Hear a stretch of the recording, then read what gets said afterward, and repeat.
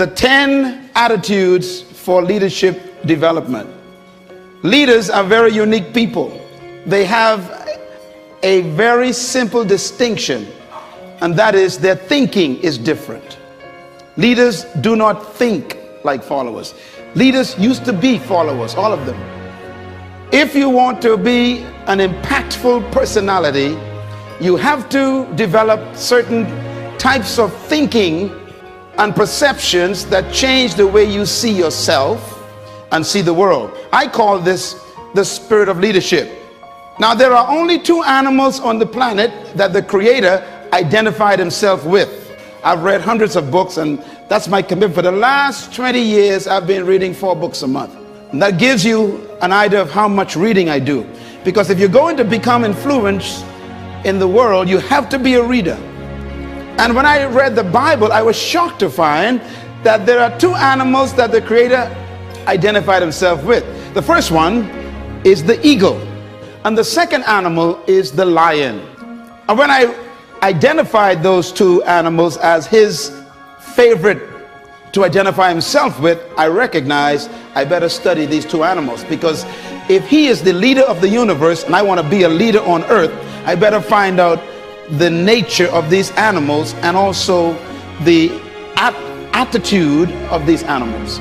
And I discovered that both of them are the kings of their domain. The eagle is the king of the bird kingdom, and the lion is the king of the animal kingdom.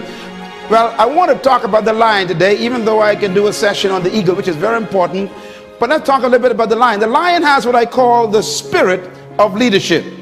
And this word spirit here is referring to attitude. A leader has an attitude that makes him or her different from followers. And the lion exhibits that attitude. We have to cultivate the same attitudes that the lion has, because the lion apparently has been given the same attitudes that God himself identifies with, and he put it in these creatures. And apparently you and I are supposed to be the king of the animal kingdom, the rulers of all animals. So obviously we have somewhere trapped on the inside these same potential attitudes. Now, the lion is the king of the jungle, but the lion to me is a great source of encouragement to all of us. Number 1, the lion is not the tallest animal in the jungle. Number 2, the lion is not the largest animal in the jungle.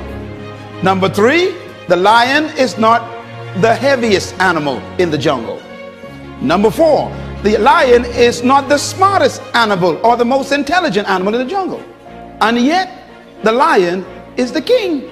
You don't need to be intelligent. You don't need to be smart. You don't need to have a certain height. You don't need to have a certain weight. You don't need to have any kind of advantage. And yet you can be the leader. Now, what's the main thing that shocks me about the lion is that the lion is not larger than the giraffe, bigger than the elephant, or heavier than the hippo. He's not as smart as the hyena or the snake. And yet, when he shows up, they all run away. The lion, therefore, cancels all of your excuses for not becoming a leader. What makes the lion so unique? An army of sheep led by a lion will always defeat an army of lions led by a sheep, because leadership can transform cowards into violent warriors. Why would a lion become the king of the jungle when he has all of those limitations? He's not the tallest, not the strongest, not the smartest, not the heaviest, not the most intelligent, but yet he runs things. The lion is the king of the jungle because of one word: attitude. The lion has a different attitude that makes every animal afraid of him. Now, we don't want to lead by fear, but it does take respect for you to become a leader. When I use the word fear in the jungle, we're talking about respect. The elephant respects the lion. The hyenas respect the lion. The giraffes, they respect the lion. What makes these massive animals respect such a small cat? The attitude is the difference. For example, a lion will see an elephant And the thing that comes to his mind, one word: lunch. Now the elephant is 10 times the size of the lion, probably 50 times heavier, and has more power. One stomp of his feet could destroy the lion. But when the lion sees the elephant, he doesn't look at size and weight and strength and power. He looks at lunch. I could eat this thing. And he acts the way he thinks. You see, the size is not the problem. The weight of the elephant is not his concern. What makes him act is the way he thinks. And because he thinks he can eat the elephant, he attacks him. Leadership attitude. Now here's another amazing mystery. The elephant is larger, bigger, stronger, more powerful, heavier, and more intelligent. And yet when the elephant sees the lion, one word comes to mind: eater. The elephant is controlled by the way he thinks. He thinks that he is lunch. Therefore his size, his weight, his power, his might, his authority is a victim of the way he thinks. It doesn't matter how big you are, how intelligent you are, how many degrees you get. It's your mind that keeps you small. And it doesn't matter how small you are, or how unintelligent you may seem to be, or how much you don't have. It's your mind that makes you the leader. Attitude. The difference between a leader and a follower is attitude. Why? Because it is unique attitudes that distinguish leaders from followers. They think differently. And that's because attitudes produce certain behaviors. And those behaviors stretch the leader beyond the limitations of the norm. In other words, it is the thinking of the person that makes them see circumstances differently. How do you think? Write this down. Attitude is a product of belief. This is very important to develop your leadership. Attitude is a product of belief. You cannot have an attitude beyond your belief. So your attitude comes from your belief system. The lion is the king because of what he believes about himself and what he believes about the elephant and the giraffe. He believes that they are lunch, and he believes he can eat them. His belief system controls the whole situation when they meet. I was born in a house on 4 rocks, 2 bedrooms, 11 kids, 1 mother, 1 father. 1 bedroom for my mom and dad, the other for my 7 sisters. And of course the boys had to find somewhere to sleep. I remember sleeping on a mattress on the floor. I remember sleeping one time on a mat, and that sheet never kept the mosquitoes out. All around me was poverty, but we didn't know that because everybody was poor. The only way you know you're poor is when you meet a rich person. And there I was sleeping on the floor. Wonderful family. They loved me. We loved one another. My parents loved us. We loved them. We had a great family, but we didn't have much. And every opportunity was around me to think negative. I was on the other side with alcoholics all over the place. And I remember my mother and father would tell us things to fix our belief system. They would say, you can do anything you want to do, son. And they said that when I was sleeping on the floor. They were working on my belief system. And then they taught us the Bible. Now, I don't know about you and your belief about the Bible made me what I am today. So don't you talk bad about the Bible. And if you don't believe in the Bible, that's okay. I'm doing just fine, believe me. And the Bible helped me become what I am. But it was that book that checked my thinking. Ephesians 3 verse 20. Don't you laugh at the Bible. The verse said, now unto him who is able to do exceedingly abundantly above, far beyond all you can ever ask, think, or imagine, according to the power that worketh within you. I went from an F student to an A student in 1 semester because of my belief system. I graduated head boy. It was my what? Belief system. No one can live beyond the limits of their belief. So if you want to live beyond what you're living now, you have to change your belief system. Leaders are born when you have the discovery of a new belief system. The secret to anyone rising is what happens in their belief system. Your life is what you think it should be. That's exactly what you are right now. You are what you thought you should be. And if you don't like who you are, you got to change what you think you should be. That's how leaders are born. No amount of training in leadership skills or management methods or titles, No amount of promotion or associations with rich people or smart people can ever substitute for the right attitude. No substitute for it. As a matter of fact, your leadership development is determined by, number one, your perception of who you are. Number two, by why you think you exist. And number three, these are very important, your sense of significance. I am giving you my secret to life right here.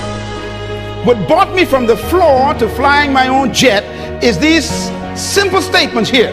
You got to first change your perception of who you are. And that starts with a belief system.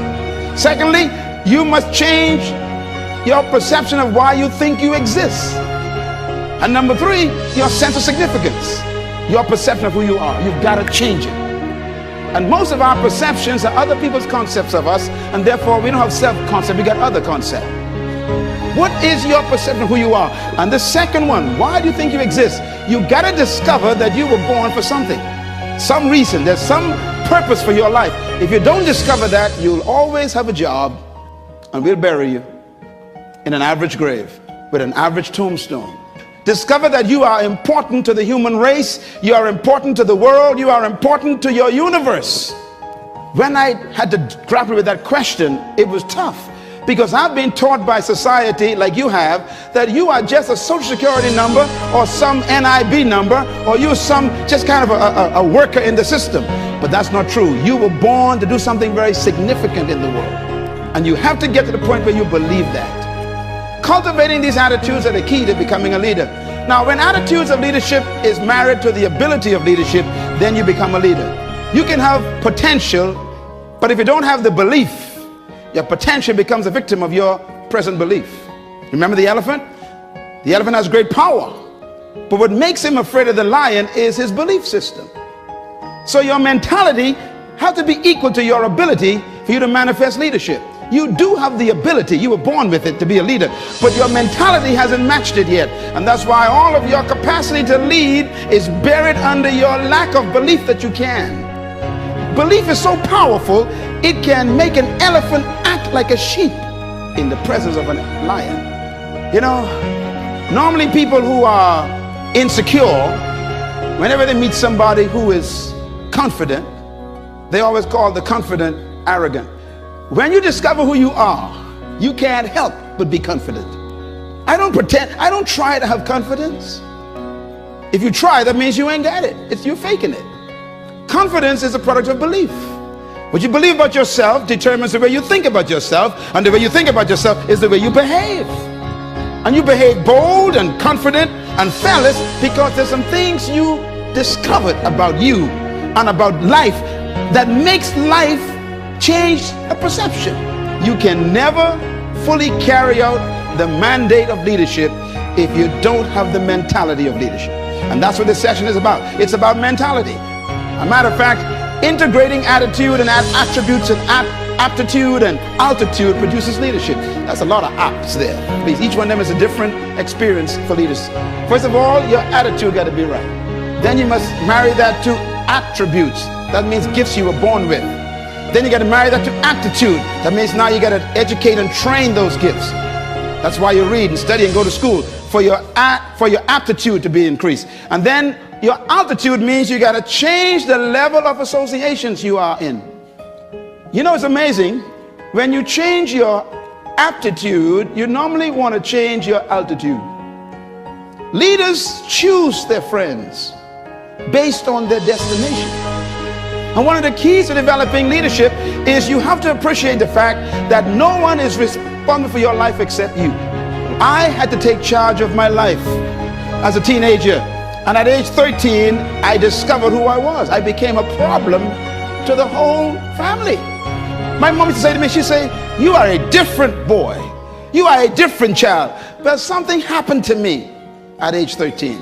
I discovered myself. Different was simply meaning you don't think like the rest of the kids. That's all it means. And remember, thinking is belief system being exposed. And therefore I married my attitude and my attributes, and my aptitude changed, and I began to study for a different reason. And suddenly my altitude changed. I started attracting different types of friends. The greatest revenge in life, they say, is success. It's not ability, it's mentality that makes a leader. And that hippopotamus has power. They got ability, strength, size. They got might, they got ability. What they lack is mentality. The lion got a different mentality, so he eats them for lunch. What you think is more important than what you do. And so if you want to change, you got to work on this attitude bit. True attitude is manifested in attitude. And what I mean by that is when you discover leadership, it comes out in your attitude. An attitude must be a product of your belief system. Everybody in here have attitude. Everybody. What's about the leadership attitude? There are two types of concepts. The first one is the leadership spirit and the spirit of leadership. Two different concepts. The leadership spirit is what you were born with. Your ability, you never receive it, you came with it. But your ability that you were born with is trapped by the mentality that they gave you from your culture.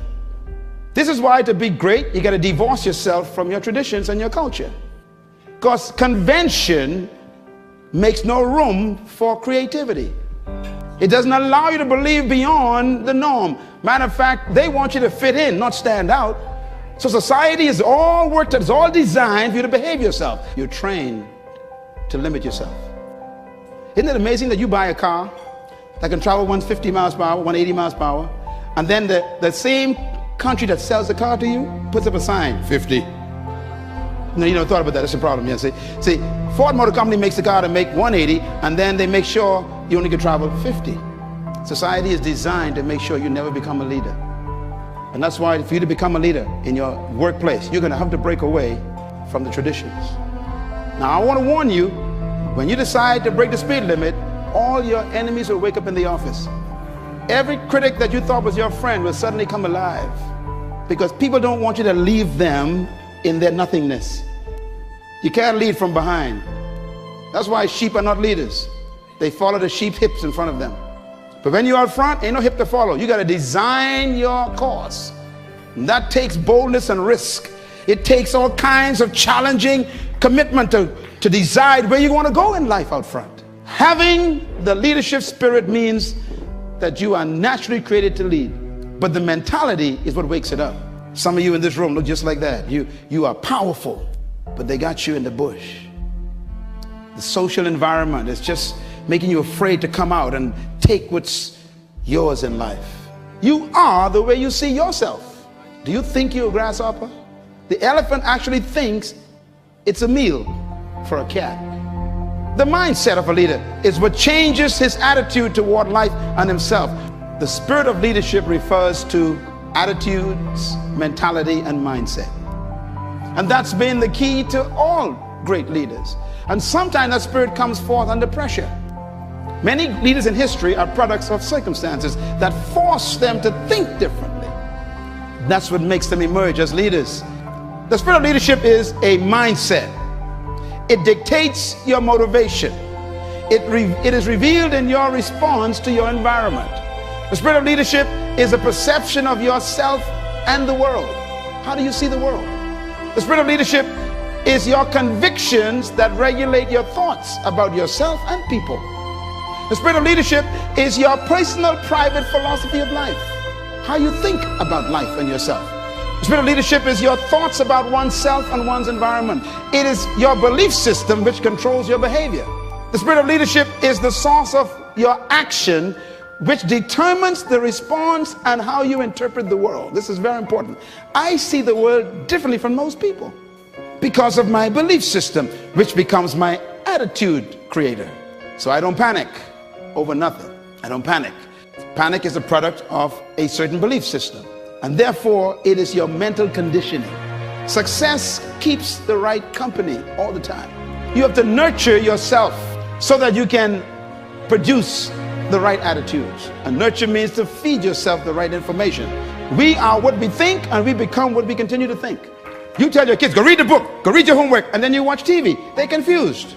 Your kids will value what you value. If you value TV, they're going to hate books.